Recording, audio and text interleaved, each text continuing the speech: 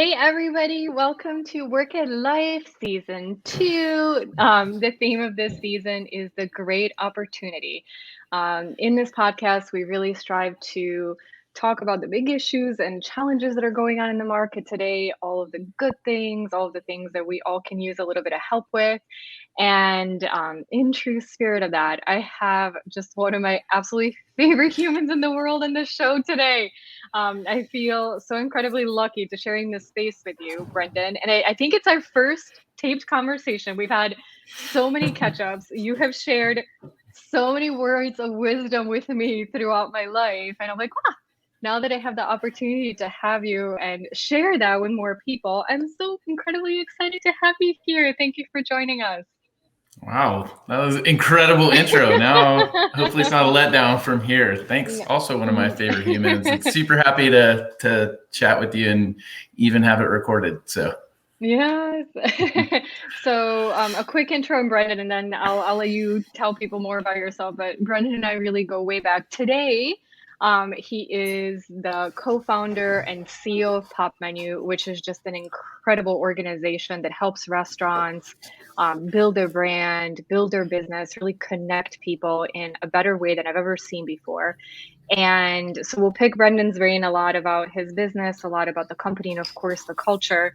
But Brendan and I go way back. I was thinking the other day, Brendan, how long we've known each other, and it's been longer than a decade. And then I didn't want to count anymore. Yeah, stop there. I know, that's it. We've known each other for a really long time. And you've just been somebody that has just always had the most phenomenal outlook on life. I feel like ever since I met you, you've had this really great energy. And I remember when I was asking you about advice, we met each other at Career Builder, and you had been there a little bit longer than me. And just the way that you knew the culture, how you treated your team, like everything, it instantly drew me to you as a friend and always had me view you as just this really, really phenomenal leader. So when I saw you and Tony and the guys go and create a company, I was like, this is going to be just absolutely outstanding. And so if you don't mind, I could probably use like the 20 to 30 minutes we'll have just telling great stories about you. But I know that's not the whole purpose of the podcast today. So if you would just introduce yourself a little bit, tell everybody your background, and then we'll jump some more into Popmenu and all the fun things about culture and we do there. Sure. Awesome. Thank you. Again, super kind words. Yeah. So I started off as a kind of all hands or like all hats person in marketing for a couple of small companies. When I came to Career Builder, I had various marketing roles, and then I got more and more technical over time. And then I became a product person there, and I've been doing product, for the better part of 20 years. On the internet. Most of that was with Career Builder. I've also worked with recently a couple of SaaS startups. So one was called Commissions Inc., which is based in the Atlanta area, and that's SaaS for real estate. And then started Popmenu almost 5 years ago now, which is crazy. It's already my second longest tenure, second longest time doing anything. And the idea from behind Popmenu was just this.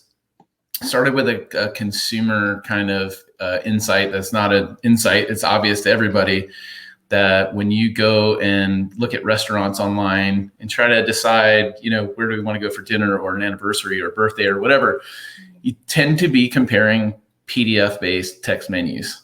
And for me, like the idea came 7 years ago, and for me that just seemed like so obviously begging for improvement. And even 7 years ago, it's like, man, there's so many different ways that restaurants could be enabled to put their best foot forward and really attract more guests. We started off with a consumer idea that basically replaced the text-based menu with a dynamic menu that has all of the criteria that we want to make a decision, whether it's e-commerce or otherwise now. Photos, reviews, ratings, social validation, like things we're totally used to seeing everywhere else except with restaurants. And so the idea was to build that, put it in the restaurant website under their control, and happy days, they'll just attract all these customers and people will be so happy. And so it started off that way. And then being a product-based organization, we just dug in, like we we were lucky that when we showed the very basic first concept to restaurants, they wanted to buy it instantly. But then from there, like it was just like logical. We had this feedback loop that was really fast and clear. And it was, oh, this is also unsatisfactory for them, and this and this and this and this. And so it just turns out that restaurants have never really had a great unified tool for attracting and engaging and transacting with their customers. And what does this lead to? It leads them to, on one hand, spend a ton of money and invest a ton of time and have a bunch of complexity trying to piece together a great consumer experience digitally, from website to email to social, on and on and on. And that's really hard and difficult and unsatisfactory for consumers. And so then what happens is they end up paying all of this money to large, technically sophisticated third-party platforms. And so that dynamic is not great, especially for small businesses. And so we instantly kind of zeroed in on, let's really help these mom and pop, especially individual locations. I mean, we have some hospitality groups, we have some, really big clients, but 85% of our customers are single location mom and pop. And so this is what we're doing, especially in the last, 2 years now with COVID. It's gone from, hey, this would be kind of interesting to this is mission critical.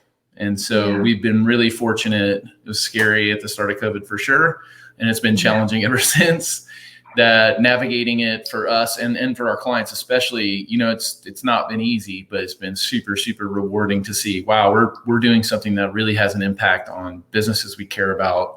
I love restaurant owners. They're a little bit different than corporate folks, and I love that about them. I'm a little bit different than corporate folks. And so, that's been us. We just keep doing more and more for restaurants. And luckily enough for us, like the market keeps accepting the new innovations we're building with a lot of enthusiasm.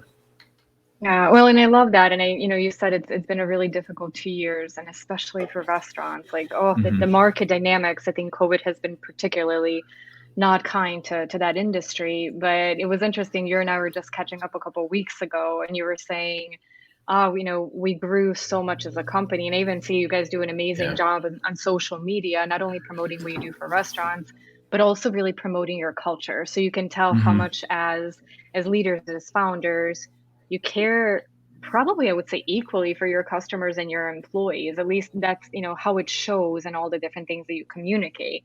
And I love that you were telling me, when you were getting together with the team, you called it, I think, a family reunion, right? Yeah. Like, we're getting together, and you showed, I saw photos and how much the team grew. And so tell me a little bit about that. I mean, you've recruited, I know, out of the people both you and I know, some of the best and brightest. And I always love seeing those updates. Still like, oh my gosh, this person's at Popmenu and this person's at Popmenu. And I'm delighted and not at all surprised that you're building that kind of employee base. So I would love for you to tell me a little bit. I know I was not only reading about your values, but that's another thing you guys are just fabulous about celebrating.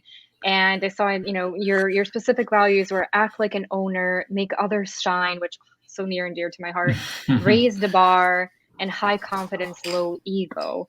Can you tell me a little bit about how you came up with these, why they're important? How do you celebrate them? I just love all of your passion for your customers. But then when I was introducing you, when I met you, I knew your love for all of your people and your teams first. And so if you can tell me a little bit about your values, your internal culture, how you run that internal machine to have that really incredible business, it's an outcome. Yeah, absolutely. I mean, first of all, why the values are so good is because I didn't make them up. I didn't come up with them.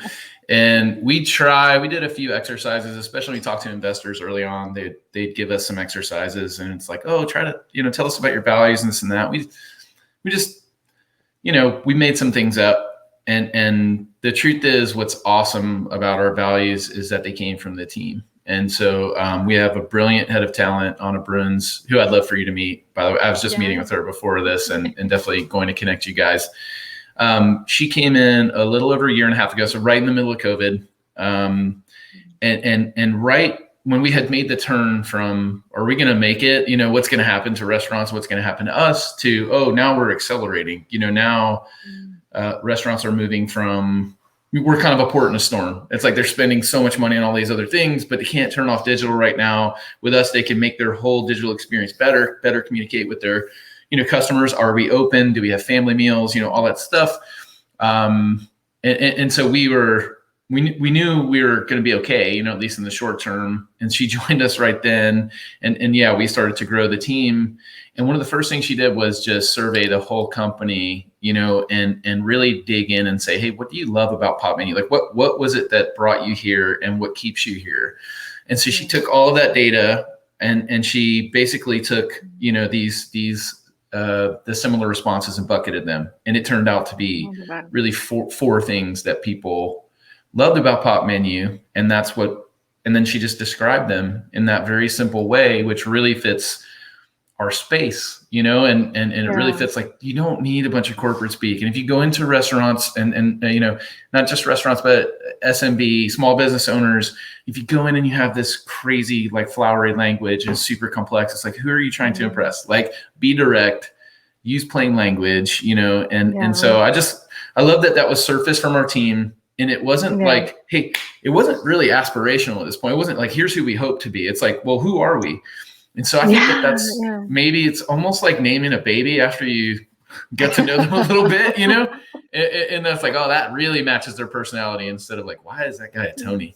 And so I think that's actually an interesting consideration for companies starting, is like, can you wait before you can aspire to some values, but can you wait and start to see, like, well, what actually happens? And then just describe it. And so I think, first of all, I give so much credit to Anna for taking such a methodical approach, but then credit to the team. It's just, we together built this culture that we then describe through these values. And what's awesome is, again, credit to Anna, that we use these values to preserve the culture as we scale. And so she actually turned those into interview questions and screeners to try and understand, hey, you might be fantastic at sales, or you might be a tremendous engineer, but do you make others shine? Like for instance, when you talk about your past projects, is it all about you, or are you talking about how great the team was in addition? And so I think that whole really organic way we capture the values, and then the real intentional way we use them to kind of make sure we're screening out people who don't fit, is, I've never seen anything like it. And it's been really, really effective. Part of that shows in our engagement scores. Part of that shows in our, like, high performance, retention is really, really strong. Yeah, well, I love that approach, and I'll definitely have to talk with her more, because I think one, what you were saying is that it shows really who you are. So you guys, when you were already running the company, founded the company, if that was important to people and that's why they were there, is because it was happening already. It was just maybe subconscious to you. You didn't name it, you didn't write it on a wall, but that's who you wanted to be. Maybe you didn't even know, but that's how you were acting. And so for companies to do an exercise around, well, what's my real culture today? Even the ones that maybe already define their values, but to open it up in the way you did and say, who are we really? And how proud are we of who we are? And if we are, that's amazing. Or, especially now after COVID, organizations have had to make tough choices. They're reevaluating what do they do in the future. And I think now is a good time to take that step back and say, are we living up to who we are? What really defines us? Do we love what defines us? Or would we like to actively reshape it? But until we know how people are experiencing being here, it's hard to make changes and reshape, because maybe we're just at this aspirational stage versus understanding the real reality where we are and what can that gap be. So I love that approach, and I love syncing, how you're bringing people in and understanding that, because that now actually brings me to the other areas that, I mean, especially in the restaurant business, but everywhere, recruitment is a challenge. I was talking to Rosemary recently, actually, and she was telling me, recruiters are even hard to find. And I was like, really? Oh, they're some of the hardest to find. Yeah.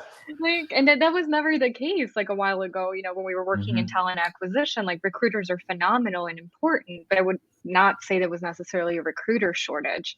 So I do think that telling that story externally and then staying true to who you really are is so key at this point in time. And so for sure. One of the things, actually, and this question prompted me. So I was mentioning to you that as a part of this show, we always go out and we survey the workforce on some things that are important to them.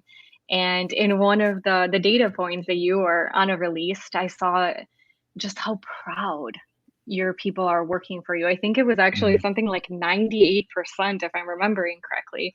And so I thought, wow, that's really outstanding. Is this something that's really important to people? And it is. And of course, Mhm. it's not important to everyone because you have people that just go in and say, I need a paycheck or I'll settle for something now. Um, but over 80% of people say it's really important for them for the org, that they're proud of the organization they work for. So all this work that you're all doing, I think really aligns. Like you don't measure pride, I think, as often as maybe we should in engagement. It's, how productive you are and how, but like when you tell Yeah. people who you work for, like when you were describing Pop Menu, you could tell like how much you love what you do, how much you love the organization you built. And actually, before you and I talked, I looked at all the amazing videos that you guys have online Mhm. about the variety of your employees talking about why they love working there too. So I thought this was something really outstanding that you're really putting that in all of the DNA of your company and everything that you do. You're making sure that your people are really proud, they're number one, etc. Yeah, for sure. I mean, look, this stat to me is like, hey, nothing great was ever done without enthusiasm. I 100% believe that. If you're not proud, you're not enthusiastic.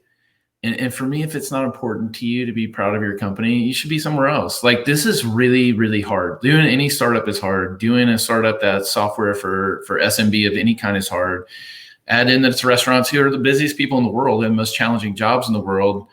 And it's just it's super hard. And so if you're not excited about it and if you're not proud about it, you're just going to get worn down, Yeah.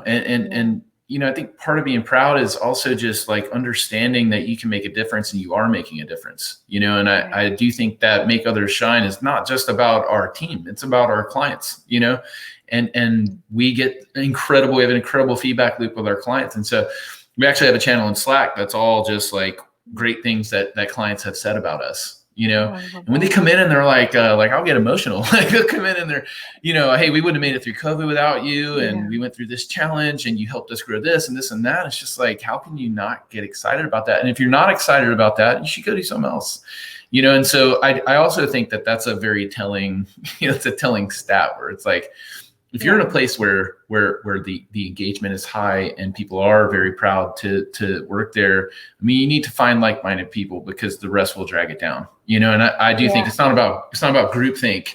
It's about like just a collective, hey, just in general, we're positive. In general, we want to make a difference. In general, we love that we're able to make a difference. All those things add up. Yeah. And so it's funny because I don't think it's just about like values, and it's not just about putting values on a piece of paper or digitally, or it's not just heaping praise on people in Slack, which we do every single day. Every win gets celebrated, Yeah. Oh, I whether love it's that. a sale or a launch or a tee up from our SDRs, who set up an appointment. Everybody just gets celebrated. That's not all there is. We're also Yeah. like actually really helping. We actually have a product that helps. And all Yeah. like I think all of that kind of feeds on itself to make people really excited about a job. So it's definitely not just, hey, we have these great kind of HR ideas and they're playing out. It's also like the business has to work, Mhm. and you have to be Yeah. helping. And it's just a different deal when you are sure that what you're doing is helping. I mean, Yeah. it's a whole different deal than like, especially if, big corporate jobs, you can be really disconnected from the end product and the end user and the impact on their life. And I just find that to be like super hard I prefer smaller organizations. It's just, Yeah. you can keep kind of this kind of mentality versus just being so disconnected from everything. Yeah. Well, and I totally get what you're saying. And I think in some ways for large organizations, it's possible, but you have to work even harder at it because you have so many people and depending on somebody's role, like you said, they could see themselves as a part of this whole, but then you understand the whole, like you lose sight of it. And I had to Yeah, show the for sure. next stat because as you were talking, I was like, oh my goodness, Yeah, this 100% like supports everything yeah, you're saying. So we also asked people how important is it that their leaders fully embody the culture of the company they work for. And I mean, everything, again, everything that you said, and not only what you said, but how you said it, I think so perfectly aligns with your belief in what you do as a business and your belief for what you do for your people. And I think it's interesting. Like one of the things in my job I'm studying now is leadership and the different traits and the things that are maybe a little bit different than what we just traditionally looked at. That's more transactional, looking at how inclusive somebody is and the grit Hmm. and their emotional intelligence and their empathy towards others. And so oftentimes, I was also talking to my friend about these leadership paradoxes, and that a lot of people, like, in a leadership position, you need to be a strategic thinker, but then you also need to be able to execute really well, and oftentimes that's not really the same person. Like, you get one for Hmm. one and one for the other.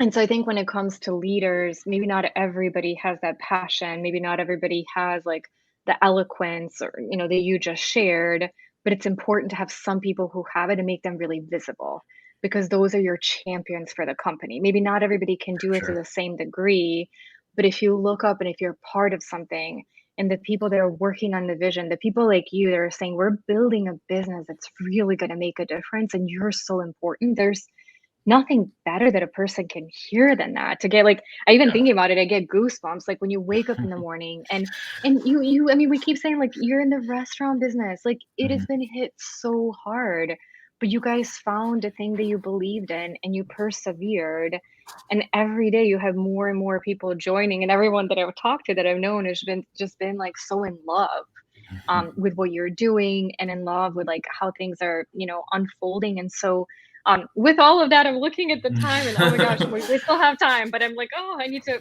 focus myself.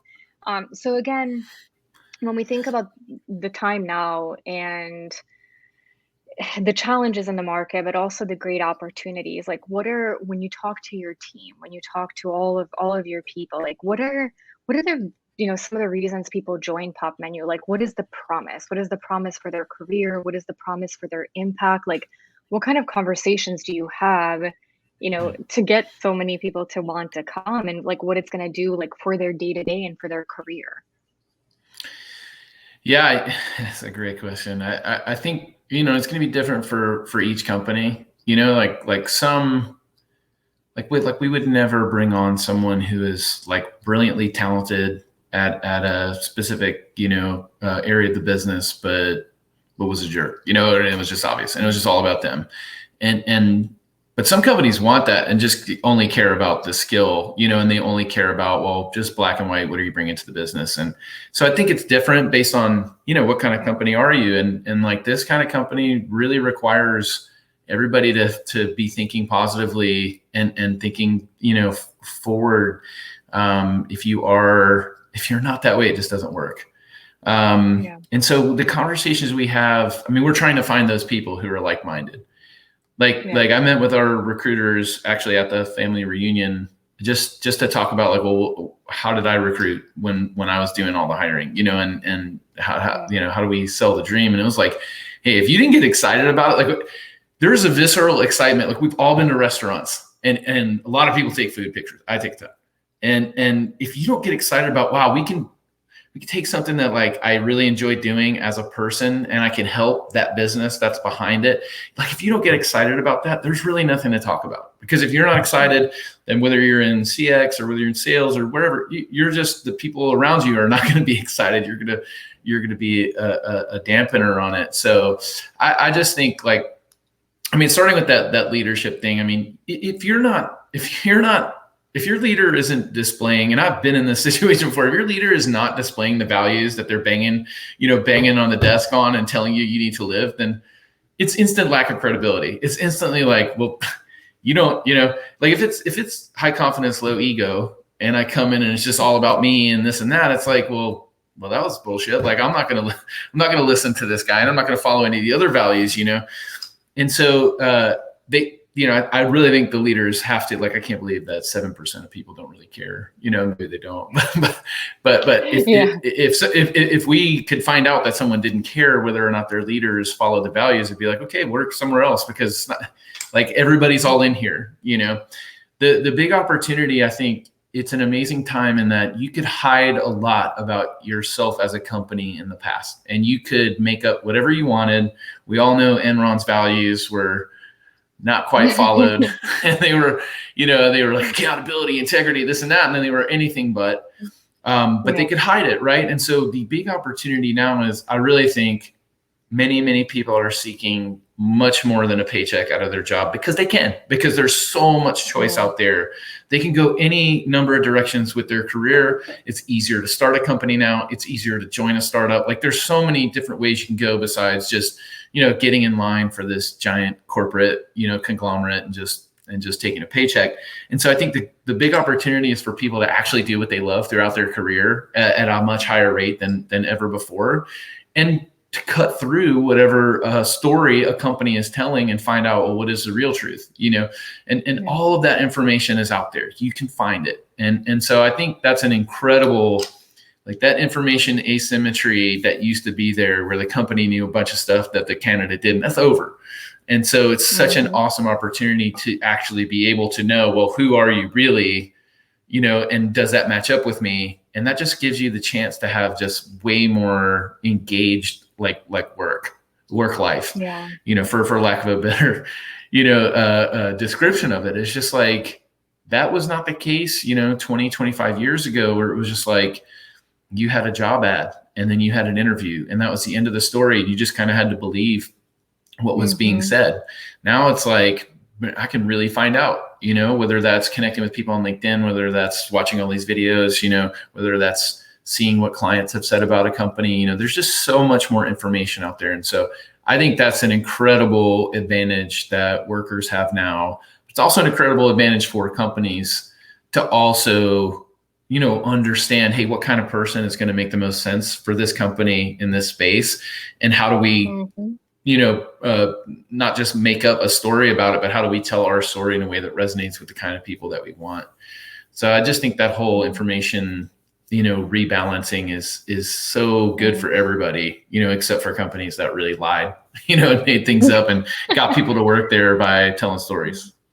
Yeah, well, and the thing with that is that for better or worse, it just wastes everybody's time because now that could happen and someone's going to come and say, oh, wait a minute, like this is not what I was expecting. Bye. And I think that's happening at an increasing rate. It's not like gotcha, and now we're in this forever. And then they'll go and put that on Glassdoor in different places and say, hey, stay away from this. This is a lie, and so you can't hide. You can't, not for long. You can't fool everybody all the time. Yeah, and I think to me, I don't think this is an easy challenge to solve, but I was also thinking like you guys built a company and it's been a few years, but you got to build it from the ground up and what you wanted it to be. And you continue to measure and you continue to make sure, which is so important. But there are companies out there that have been around for a long time and maybe they're looking at like, I don't know if I love who I am today.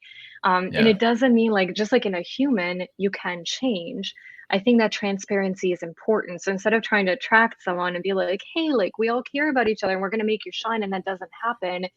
I think there are a lot of people who do want to make a difference. And so being candid when someone and saying, listen, we understand what's going on inside our organization and we don't particularly love it. And we want to change that. And we want you to be a part of that change. And it might not be easy. But today, I was thinking like, because it is unfortunate, it has happened. Not every organization is who they want to be, but with this movement of talent that's happening at a higher rate than ever before, if done right, they can probably, in a transparent way, attract people to say, we need to change. We want you to be a part of that. We need you to make that happen, and understand who do they have in their organization, because a lot of times over time, you still might make bad hires. You'll have people inside your company that either were a great fit at one point and either the company changed or they changed, or maybe we're just not a great fit, but for whatever reason stayed. So how do you evaluate? How do you do, like, I think we talk a lot about on the individual level, that's soul searching. And what is it that I want in life? Like COVID made us all rethink and say, what is it? What is it personally? What is it professionally? Life can change in an instant. Who am I really and what do I really want to do? And I think it could be interesting for organizations to do something similar. And again, you don't wake up one day and it's just like, oh, I'm this new person. It takes time. But I think in that sense, for organizations that do want to invest in that, I think now is probably better time than ever. Because to your point, it's interesting how still sometimes we think about happiness at work and loving what you do and being so passionate about it, in some ways being a luxury. Like that's crazy. Like most people need to work to survive. Most organizations need people to survive. And why can't we just match up? I guess it's still, sometimes I think I've never used a dating app, but I've heard people have success. I've heard people have really bad failures. Like, why can't it just be better? So like, Yeah.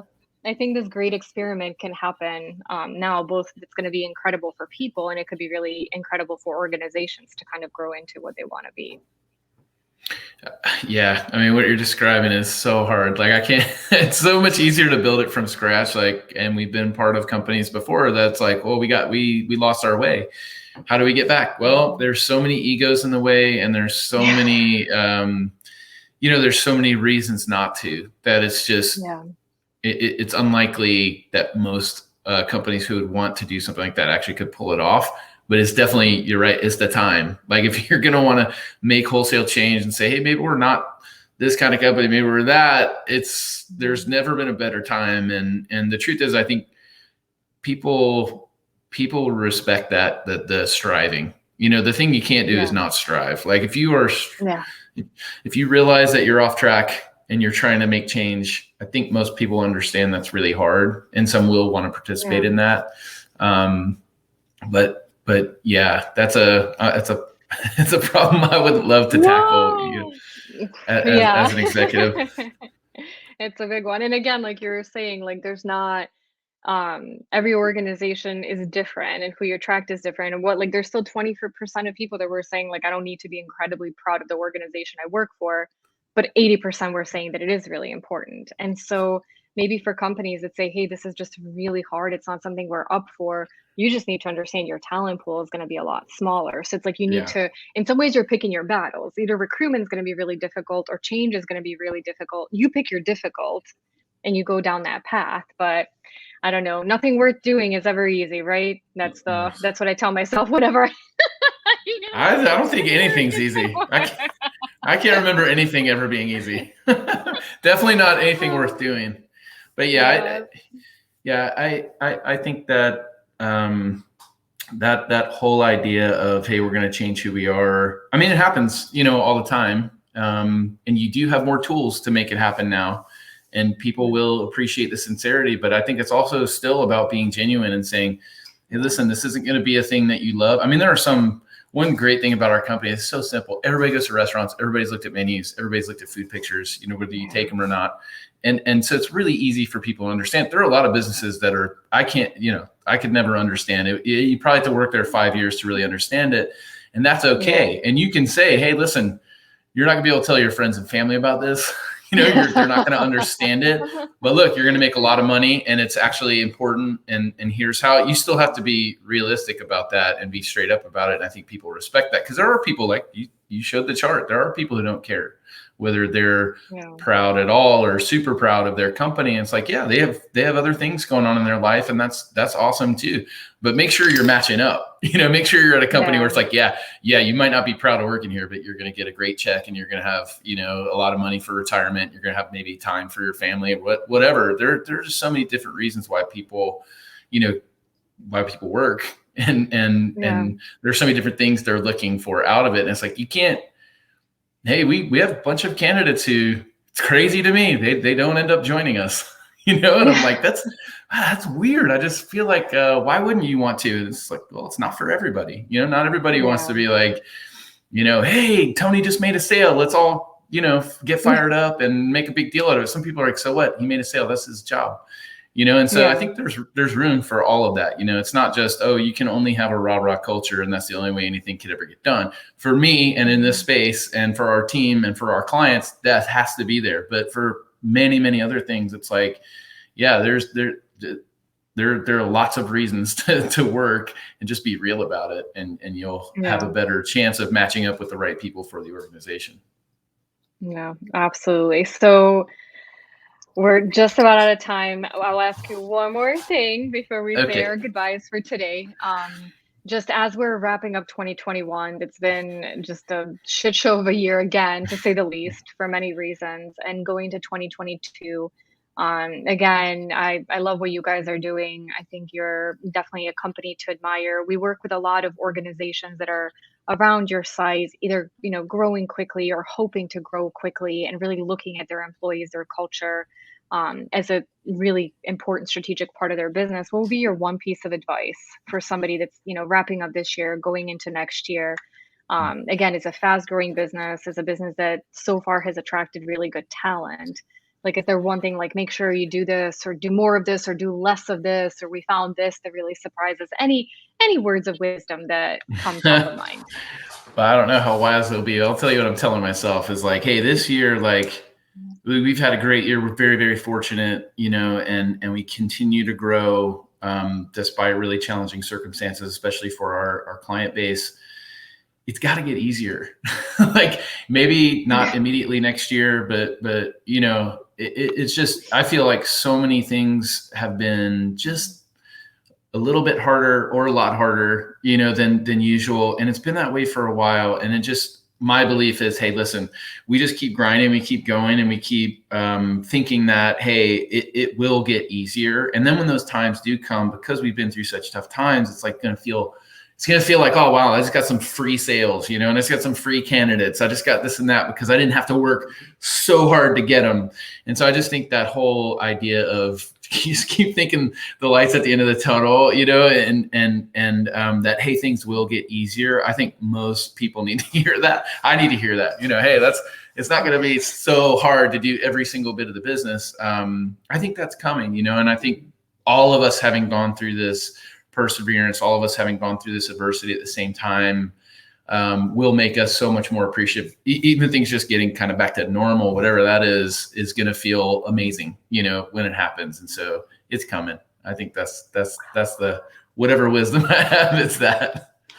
I may just like replay these like last like couple minutes like every morning. It's like the hope, the optimism I think that we all need right now. Like, okay, yes, like, no, it'll just come. Like, oh, just keep grinding, keep doing this. And I do think all of us need to hear that. I'm a firm believer in that. So thank you. Yeah. I think that was really It's better than the important alternative. Yes. It's like Shawshank Redemption. You get busy living or get busy dying. Either say, hey, it's going to get better. You're not going to sit around all day saying this is going to get way worse and things are going to get harder. Like, even if that was true, you can't just say that. So I totally agree. It's one thing we could like, right? It's our mindset that we got generally. Yep. We have a control over that. So on the up and up. Brendan, Yep. Thank you. It's been such a pleasure talking. Thanks for having me. So good to see you. Oh, it was amazing to see you too. I'll keep watching you guys do the incredible things. And again, thank you so much for your time. Thank you for all the words of wisdom. To our listeners, thank you for joining us. I hope you enjoy this episode, and we'll see you all again soon. Thank you, Brendan. Thanks. Bye.